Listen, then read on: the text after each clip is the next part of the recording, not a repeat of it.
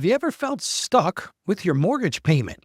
Maybe you're wondering if there's a way to break free from this 30-year commitment even sooner than that. If you're tired of seeing a large portion of your hard-earned money go towards interest payments, you're not alone. Today, we're going to uncover how making extra mortgage payments could potentially save you thousands of dollars, but also why it might not be the wisest financial move. Our listener Maria asked, should I consider overpaying my mortgage? I'm going to answer that question today on the show. Well, thank you for joining me today. If you missed yesterday's show, we discussed while filing a tax return, even when you might not be required, may be the best thing to do. So I'm going to encourage you, if you missed it, check it out because there's some surprising benefits that could put extra money in your pocket by filing tax returns, even though you're not technically required to. So I'm going to encourage you to check that out. Well, let me share a heartfelt message I received from Maria today. She says this. She says, "Dear Ralph, I'm writing to you with a heavy heart and a lot of uncertainty.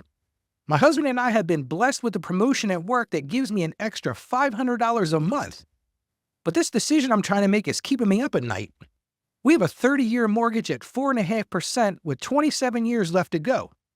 Every month when I make the payment, I feel this overwhelming burden, knowing we'll be in our mid-60s before this house is even paid off.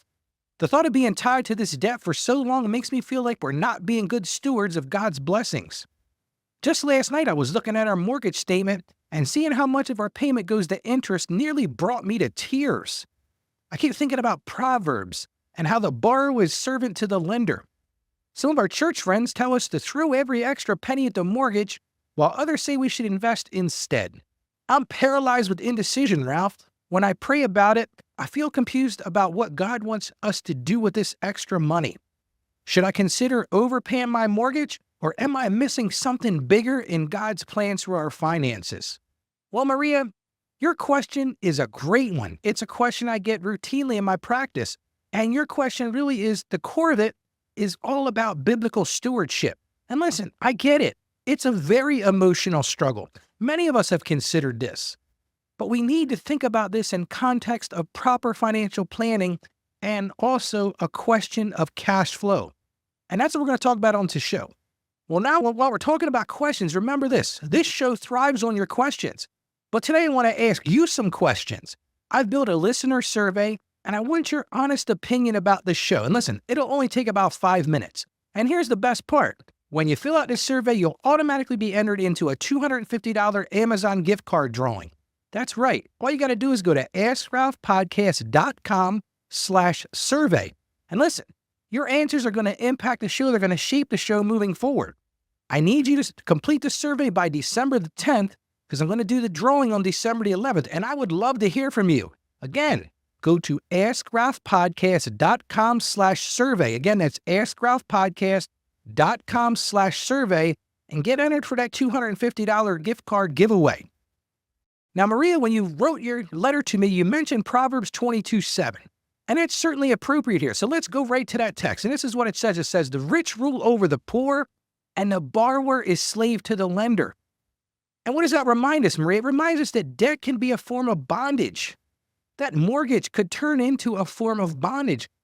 And the other side of that, it requires us to be wise stewards of all of our resources. And that's going to be our guide today, Maria. We're going to put together an answer to your question.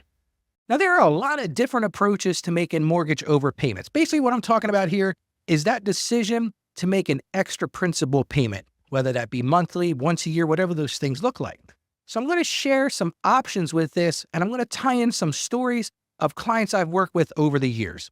I'm going to call this first one story number 1, the cautionary tale. So let me tell you about my clients, James and Sarah. Now, they were excited. They were really excited. They came to see me. They said, "Ralph, you'll never believe what we're doing. Every month, we're putting an extra $300 towards our mortgage."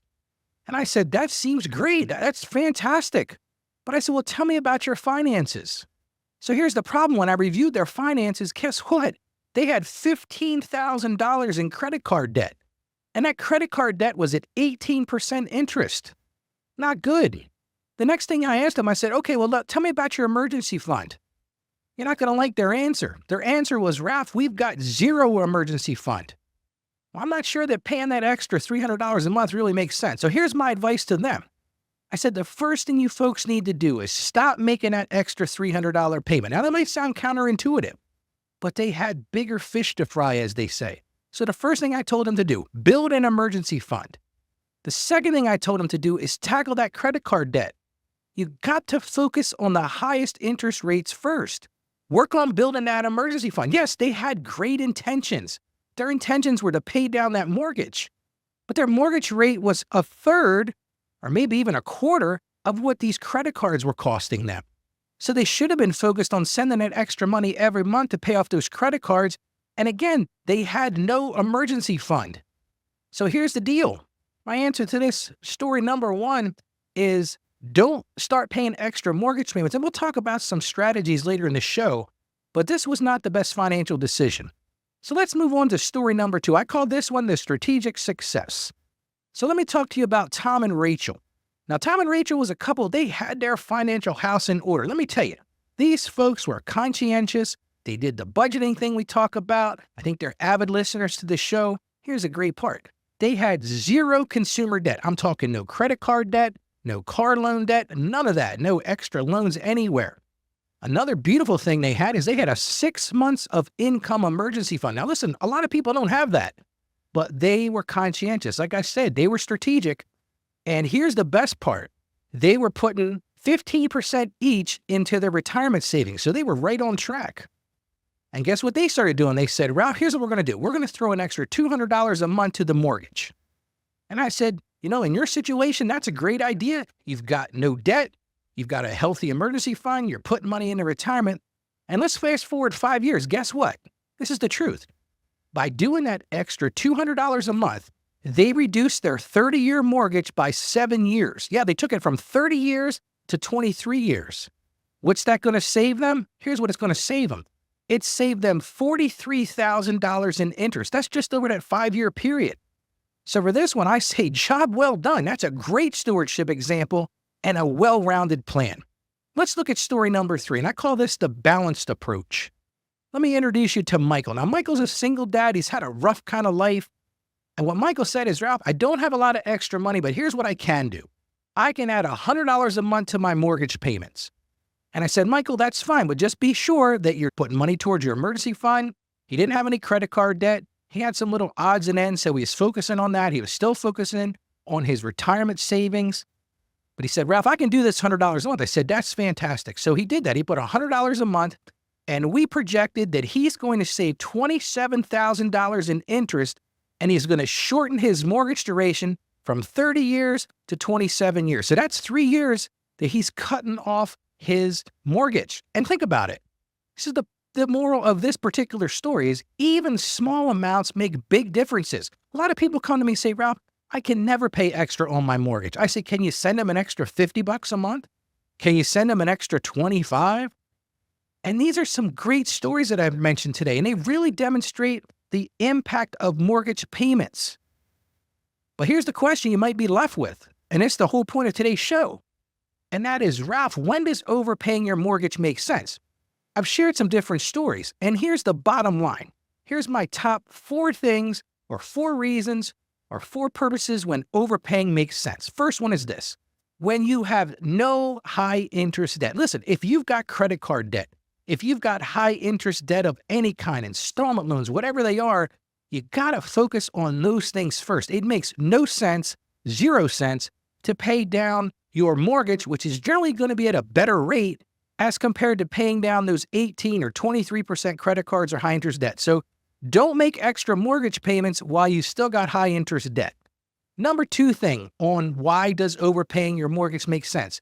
When you have a solid emergency fund, like I talked about with my client, they were strategic. They had 6 months in their solid emergency fund. I'm not saying you have to have 6 months worth of income, but have a solid emergency fund. And then once you do that, then start making those extra mortgage payments. Another thing you don't want to miss, that's number 3 here, is that when your retirement savings are on track. Listen, if you're not putting money into your retirement, if you're not getting to that 15 or 20% of your annual income, I would highly recommend that you do that. Why? For 2 reasons. Number 1 reason, you can't start too early putting the money into retirement. I did a show a couple of days ago, and I talked about how that multiplies so quickly. So if you didn't listen to it, go back and check it out. But here's the other side of that. Every dollar you put into retirement savings is basically saving you your tax rate. So let me give you a simple example. For every dollar you put into retirement, it's really only costing you about 70 cents because I'm just assuming you're 24% federal tax, 6% state. So every dollar, you get a 30% return on your investment right away. A lot of people don't tell you that, but that is the honest to God truth. So I would rather see you get into those maximum retirement savings and putting that 30% in your pocket than to pay down that 4, 5, 6, or even 7% mortgage rate. And last thing on the list, when it makes sense, when you're not sacrificing other financial goals. And that's kind of the things we talked about. Those financial goals would be things like putting money away for retirement. We talked about that, having an emergency fund. Maybe you're putting money into an HSA for health insurance. Maybe you're putting money into an education plan for your kids. Those things need to take priority before you start paying down extra on that mortgage. So now I'm going to answer the other question that you might be thinking, okay, Ralph, you told me when it's a good idea. When is it not a good idea? And it's kind of the counterpoint to what we just talked about. It's not a good idea when you're carrying credit card balances. If you've got credit card debt and you're paying extra on your mortgage, stop doing that now. Take that extra money that you're paying on the mortgage and pay down that credit card debt. Start working to zero out those things, whether you use the avalanche method, the snowball method. Start with the highest interest rates and pay those down first. Number 2 reason when making overpayments doesn't make sense. If you don't have an emergency savings fund, that is critical. You never know when something's going to happen. Listen, just the other night, my wife and I were getting ready to go to bed and half of our house the electric went out. So I trudged down to the basement. We have a panel and a sub panel. And I realized that the whole sub panel's not working. Well, guess what? Emergency repair, emergency electrician coming out because now I've got to replace my whole panel. It's going to cost about $3,000. Well, those are those emergency things. If I didn't have an emergency fund ready to do that, I can't call the mortgage company and say, hey guys, I've been paying extra on my mortgage for the last 2 years. Can you send me a couple dollars so I can have this electric fixed? No, you can't do that. You've got to have that emergency savings fund. Number 3 thing, when it doesn't make sense, if you're not maximizing employer retirement matches. I did a show about this the other day as well. If you're not at least putting enough into retirement to where you're getting that match. And what I mean by that is, let's say you work for an employer and they match 6% of whatever you put into the retirement. Listen, if you're not doing at least 6%, but you're putting money towards your mortgage and extra, stop doing it. Put that extra money into your retirement plan to at least get to the point when you have that match. And number 4, like I said, if you've got any other high interest debt, whether that be student loans, whether that be installment loans, whatever those things are, people got all kinds of debts. If you got a car loan that's got a great high debt on it, address those things first. Like I said, put those things in order of interest rates. Yes, the mortgage is going to be more dynamic because it's usually your biggest balance. But if you're paying 18, 20, 25, I saw a rate the other day, somebody was paying almost 30% on an installment loan. It makes no sense to do that if you're paying these interests. Don't pay extra on the mortgage. And it kind of reminds me, Maria, your situation kind of reminds me of my mother. I miss her every day. She passed away 2 years ago, March. But she taught me some valuable lessons. And it's the lesson I want to share with you today, and that's how to balance that faith and finance. She always said, Ralph, being a good steward isn't just about the numbers. So Maria might say, you said in your question, Maria, I don't know what I'm doing. Am I doing the right thing? It's not just about the numbers. It's about making wise choices that honor God with each and every dollar you've been blessed with. And that's why I'm saying that should be our goal. So if, Maria, you've got a good retirement savings plan, if you've got that emergency fund, if you don't have that credit card debt, then absolutely pay extra on that mortgage. See what you can afford to do and do it. But you got to look at your overall financial picture. And like I said, that should be our goal, to look at each and every dollar that we've been blessed with and decide what you should do. Now, here's what I want to take a few minutes and do. I want to really demonstrate the impact of making extra payments and what that amount could mean to you.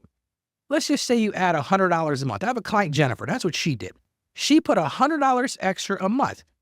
And when we talked about it, she said, Ralph, it's kind of like I don't go to Starbucks as often.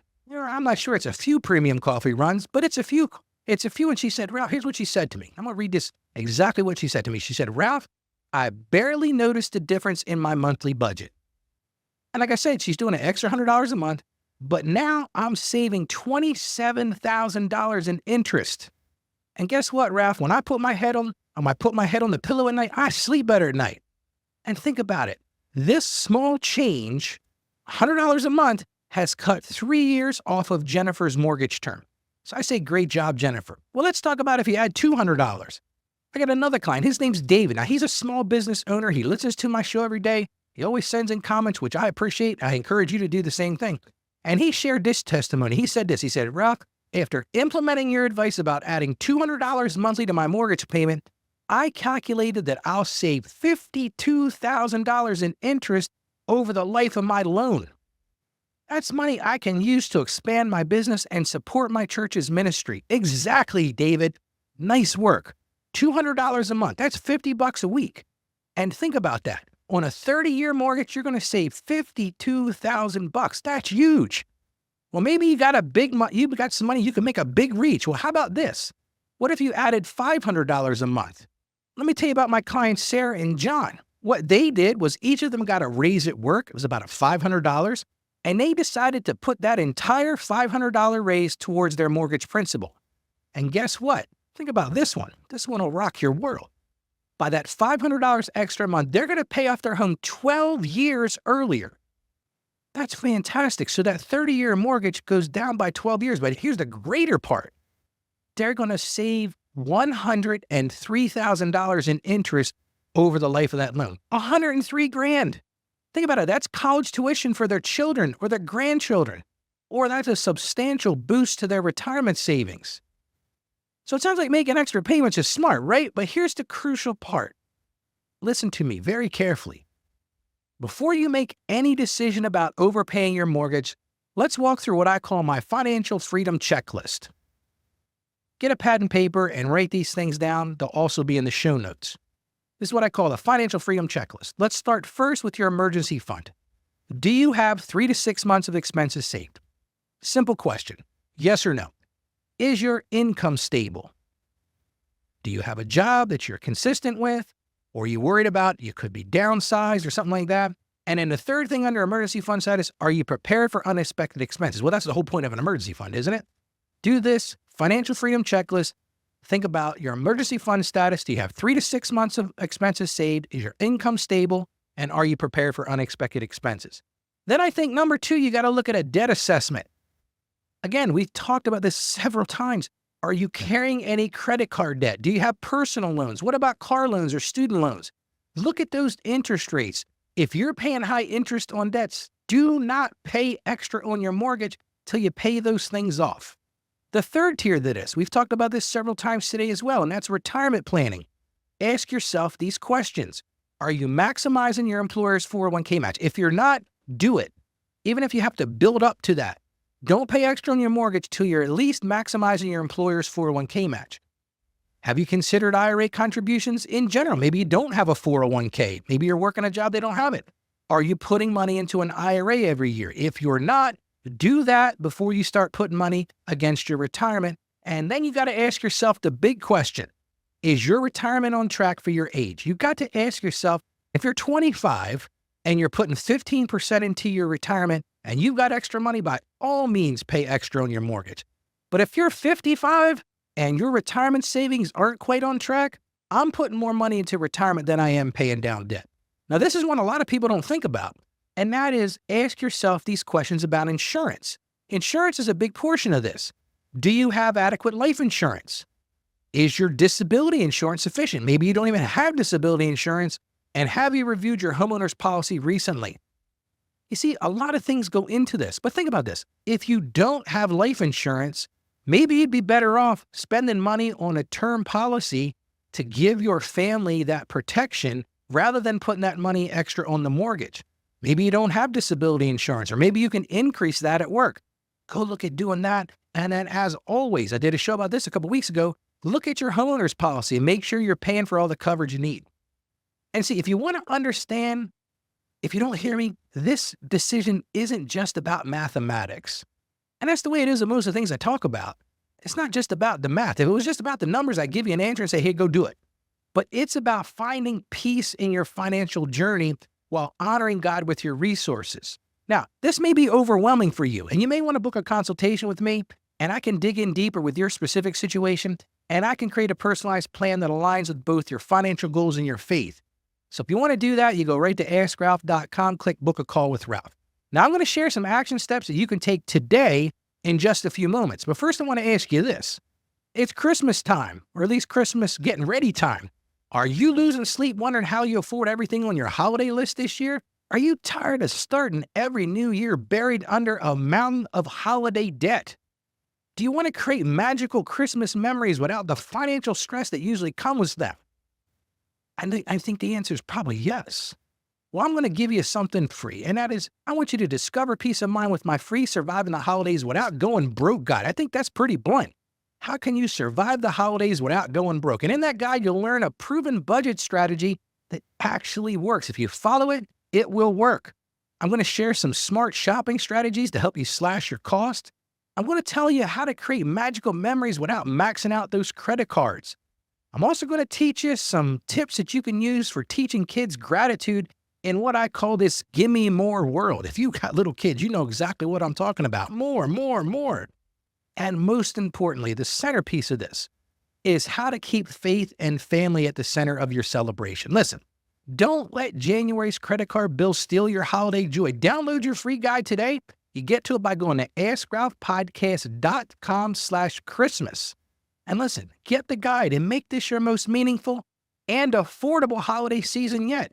Your stress-free holiday season starts here. Go to AskRalphPodcast.com/Christmas. Again, that's AskRalphPodcast.com/Christmas. Now, I promised you some action steps, and here we go. So before you make your decision about paying extra on your mortgage, number one, complete my financial freedom checklist. I just shared that with you. Go through each of those questions.